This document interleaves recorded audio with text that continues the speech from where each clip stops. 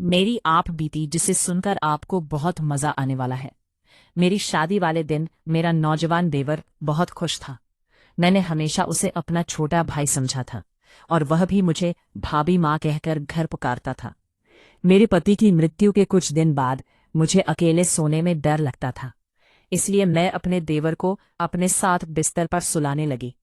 सर्दियों की रातें थीं और एक ही बिस्तर में अपने देवर के साथ सोना मुझे बहुत अजीब सा लगता था। मेरा देवर शायद मुझे बहुत पसंद करता था, लेकिन मैं उससे उम्र में भी काफी बड़ी थी। लेकिन मेरा देवर बिल्कुल जवान लड़के जैसा लगता था। मेरे पति की मृत्यु के बाद मैंने बहुत मुश्किल से गुजारा किया था, लेकिन मैं कब तक इस तरह जीविका चलाती। उस रात मैंने सोचा कि एक बार अपने देवर को आजमा के देखती हूँ। आधी रात को मैंने उसे हिलाकर देखा। वो गहरी नींद में था, लेकिन जैसे ही मैंने उसे छुआ, मेरी आंखें इस हैरत से फटी की फटी रह गई। मेरे पति की मृत्यु को अभी 2 दिन ही हुए थे। मेरे घर में मेरे सास, ससुर और नंदी भी नहीं थी। मेरे पति का इस दुनिया में अपने छोटे भाई के अलावा और कोई नहीं था। रोहन की उम्र भी ठीक थी, वो मुझसे छोटा था। मैंने उसे कभी छोटे भाई से ज्यादा कुछ नहीं समझा। जब मेरी शादी हुई थी तब वो मेरी शादी के दिन बहुत खुश था। वो कहता था कि उसे नई माँ मिल गई है। लेकिन मेरी माँ मुझे हमेशा समझाती थी, बेटी, तुम्हारा देवर तुम्हारा बेटा नहीं है, इससे दूरी बनाए रखना। थोड़े समय बाद वो बड़ा हो जाएगा, फिर तुम्हें उससे पर्दा करना होगा। इसलिए अभी से उसे आदत डालो कि वो तुम्हारे कमरे में बिना अनुमति ना आए। मैंने कई बार देखा है कि तुम्हारा देवर बिना वजह तुम्हारे कमरे में आता जाता है। बेटी, तुम्हें ऐसा नहीं करना चाहिए। तुम एक शादीशुदा लड़की हो, तुम्हें अपने पति और घर वालों की भी परवाह करनी चाहिए। मैं अपनी माँ की बात सुनती तो मुझे लगता कि वो रोहन के बारे में गलत सोचती है, इसलिए मैं उनकी बातों पर नाराज हो जाती थी। लेकिन जब मैं बेसहारा हो गई, मेरे पति उस दुनिया से चले गए, तो मेरी आंखों से आंसू बह रहे थे। मैं सोच भी नहीं सकती थी कि वो मुझे अपने भाई के साथ छोड़कर चले जाएंगे। मेरी जिंदगी मुश्किल में पड़ गई थी। रो रो कर मेरा बुरा हाल था। रात के 12 बजे गए थे। मेरा देवर रोहन अभी तक घर नहीं आया था। शायद वो अपने रिश्तेदारों के साथ व्यस्त था। मेरा दिल इस बात से संतुष्ट था कि अगर वो घर नहीं आता तो ये अच्छी बात है, क्योंकि अगर वो घर आ जाता तो मुझे असहज महसूस होता। मुझे बार बार अपनी माँ की बातें याद आ रही थी। तभी इस बड़े घर के दरवाजे पर दस्तक हुई। मेरा दिल उछलकर गले में आ गया।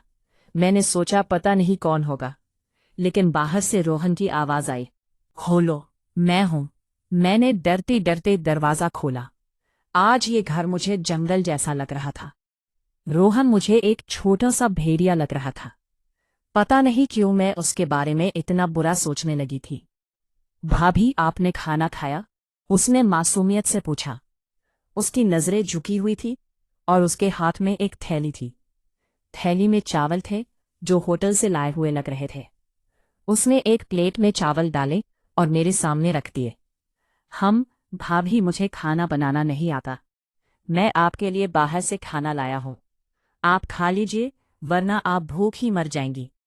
मैं अपने भाई के बाद अपनी माँ को नहीं खोना चाहता। रोहन की आंखों में भी आंसू थे। वो मुझे माँ कह रहा था, लेकिन मेरी थी भाभी। आपको चिंता करने की जरूरत नहीं है, मैं आपका सहारा बनूंगा। आप इस घर से कभी मत। माँ की बातें मेरे दिमाग से नहीं निकल रही। जाना। वो बहुत भावुक बातें कर रहा था, लेकिन मेरे मन में कई आशंकाएं घूम रही थी। फिर उसने एक अजीब बात कही, भाभी, आप इस कमरे में सो जाइए। दूसरा कमरा तो छत के पास है। मुझे लगता है कि आपको छत वाले कमरे में नहीं रहना चाहिए। अब तो सबको पता है कि हमारे घर में भाई की मृत्यु हो गई है। कोई भी बुरी नीयत से हमारे घर आ सकता है। मैं हैरान थी कि रोहन इतनी छोटी उम्र में ऐसी बातें क्यों कर रहा है। क्या किसी ने उसे कुछ कहा था? लेकिन उसकी बातें मुझे ठीक लगी। मैं उसके कमरे में चली गई। रोहन का कमरा दूसरी तरफ था, जबकि मैं और मेरे पति छत के पास वाले कमरे में रहते थे। मुझे बहुत अजीब लग रहा था। आज पहली बार मैं अपने कमरे के अलावा किसी और के कमरे में आई थी। लेकिन जो कुछ मैंने रोहन के कमरे में देखा, उसने मेरी आंखें फटी की फटी रहने पर मजबूर कर दी। कमरे का दरवाजा बंद करते ही मेरी नज़र एक ऐसी चीज पर पड़ी जिसने मेरे होश उड़ा दिए। वैसे तो वो जवान लगता था, लेकिन मेरी माँ की बात सही थी। रोहन जो कुछ कह रहा था वो एक बड़ा और समझदार आदमी कह सकता था। उसके कमरे में मेरा जेवर देखकर मेरा दिल खटक उठा था। ये सब रोहन के हाथ कैसे लग गया? ये बहुत मैंने उसे तालों में छुपाकर रखा था। लेकिन अजीब बात थी, मैंने सोचा कि सुबह होते ही मैं उससे इस बारे में सवाल करूंगी। लेकिन उस वक्त मुझे बहुत नींद आ रही थी। मैंने और सोने की तैयारी करने लगी। पता नहीं क्यों मुझे बहुत नींद आ रही थी। हालांकि पिछले 2 दिनों से मुझे नींद नहीं आई थी। दरवाजे को अंदर से अच्छी तरह बंद कर लिया, लेकिन आज मुझे लग रहा था कि जैसे रोहन के लाए चावल खाने से मेरी आंखों पर नींद छा रही थी। मैंने सोचा कहीं चावल में कुछ तो नहीं मिला, लेकिन मुझे सोचने का मौका ही नहीं मिला। जब मेरी आंख खुली तो सुबह के दिन 0 बजे थे। मैं हैरान थी कि मुझे आज इतनी नींद कैसे आ गई।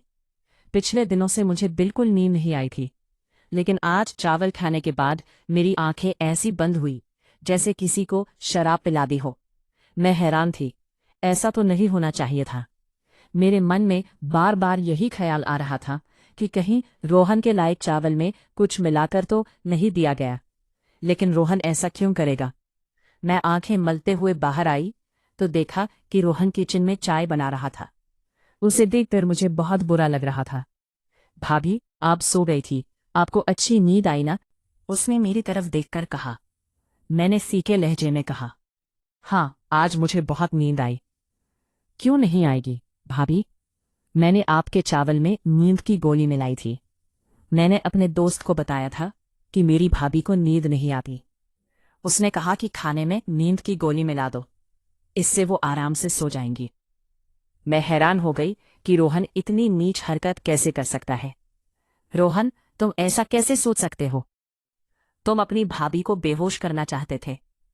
नहीं भाभी, मैं तो चाहता था कि आपको अच्छी नींद आए। अब आप तरोताजा लग रही हैं। लीजिए, चाय पीजिए। उसने चाय मेरे सामने रख दी। मैं शक में पड़ गई। तुमने इसमें भी कुछ मिलाया तो? नहीं, नहीं भाभी, मैंने तो आपके सुकून के लिए गोली मिलाई थी। आप कहे तो मैं ये चाय आपके सामने पी लेता हूँ। चलिए, हम आधी आधी पी लेते हैं। उसने गिलास से चाय के घूंट लिए और मुझे दिखाया। मैं उस पर यकीन कर बैठी। मैंने कहा, ठीक है, मुझे माफ कर दो, मैं तुम्हारे बारे में शक करती हूँ। रोहन का चेहरा देखकर मुझे उसकी मासूमियत पर यकीन हो जाता था। उसके चेहरे पर वाकई बहुत मासूमियत थी। मैंने उस दिन उससे कुछ नहीं कहा। मैं जानना चाहती थी कि वो आगे क्या कहेगा, क्योंकि जो कुछ मैंने उसके कमरे में देखा था उसकी कोई माफी नहीं थी। थोड़ी देर बाद उसने खुद ही बात शुरू की। भाभी, मैं आपके जेवर बेचना चाहती। एक बहुत ईमानदार अंकल है, वो जेवर बेचकर हमें बहुत पैसे देंगे। हम उन पैसों से एक मकान खरीद लेंगे। इस किराए के मकान में हम कब तक रहेंगे? मकान मालिक परसों किराया लेने आ जाएगा। हमारे पास तो पैसे भी नहीं है। रोहन की बात सुनकर मैं हैरान रह गई। मैंने अभी तक ऐसा सोचा भी नहीं था। मैंने कहा, रोहन, तुम्हें यह ख्याल कैसे आया कि हम नया घर खरीदें? भाभी, मुझे आगे शादी भी करनी है। हमें सारी जिंदगी एक साथ रहना है। हमारे पास अपना घर होना चाहिए। किराए के घर में इंसान सिर्फ जलील होता है। रोहन की बात ठीक थी, इसलिए मैंने जेवर के बारे में कुछ नहीं कहा। लेकिन मुझे डर था कि अगर जेवर बेचकर पैसे, और मेरा देवर नौजवान था, ऐसे में कोई भी हमें आसानी से धोखा दे सकता था। मैंने सोचा कि इस बारे में अपने मायके वालों से सलाह लूं। मैंने उनसे कहा कि मैं जेवर बेचकर घर खरीदना चाहती हूँ, लेकिन उन्होंने कहा, घर खरीदने की जरूरत नहीं है। तुम अब बेवा हो चुकी हो, तुम्हें हमारे घर आना होगा। मैं उनके घर नहीं जा सकती थी। मैं जानती थी कि मेरे भाई अपनी पत्नियों के गुलाम हैं। वे अपनी बेवा बहन को कभी सहारा नहीं देंगे। जिंदगी भर उनके सहारे नहीं रहा जा सकता। ये अच्छा मौका था, मैं अपने जेवर बेचकर घर खरीद सकती थी। मेरे पति ने मेरे लिए बहुत सारा जेवर बनवाया था, लेकिन अपने भाइयों की नीयत देखकर मैंने जेवर बेचने का इरादा कर लिया। मैंने रोहन से कहा, तुम चाहो तो जेवर बेच दो। मैं अपने मायके वालों के रवैया से निराश हो चुकी थी। रोहन ने अपने उस अंकल को जेवर दे दिए। 2 दिन बाद उन्होंने हमें एक बहुत अच्छी जगह पर घर की चाबी और कागजात दे दिए। मैं इस पूरे प्रकरण पर हैरान थी। 2 दिन में इतनी जल्दी घर कैसे मिल सकता है? लोगों को घर के लिए इतना काम करना पड़ता है, कागजात, इंतकाल और बहुत कुछ। लेकिन जब रोहन ने कागजात मेरे हाथ में दिए तो मैं हैरान रह गई। वो छोटा था, लेकिन उसकी सोच बड़ों जैसी थी। फिर उसने एक अजीब बात कही, भाभी, हम घर साफ कर लेंगे, फिर आपसे जरूरी बात करनी है। उसकी आंखों में एक अजीब सी बेचैनी थी, जिसे देखकर मैं समझ नहीं पा रही थी कि वो मुझसे क्या कहना चाहता है।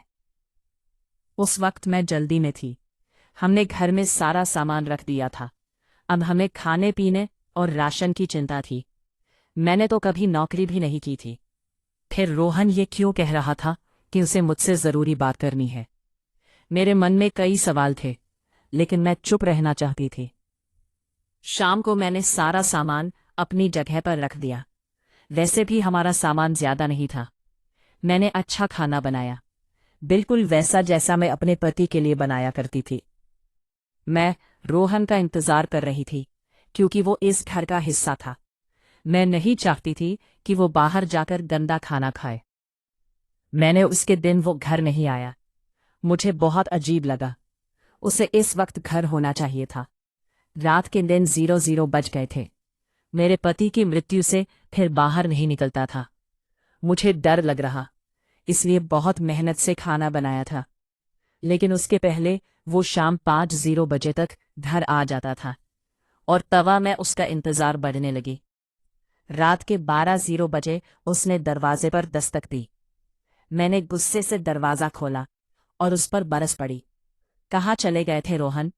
तुम्हें शर्म नहीं आती? मैं, तुम्हारी बेवा भाभी, तुम्हारा इंतजार कर रही थी। मैंने तुम्हारे लिए खाना बनाया, और तुम होकर अपने भाई के जाते ही आवारा हो गए। आखिर ऐसी कौन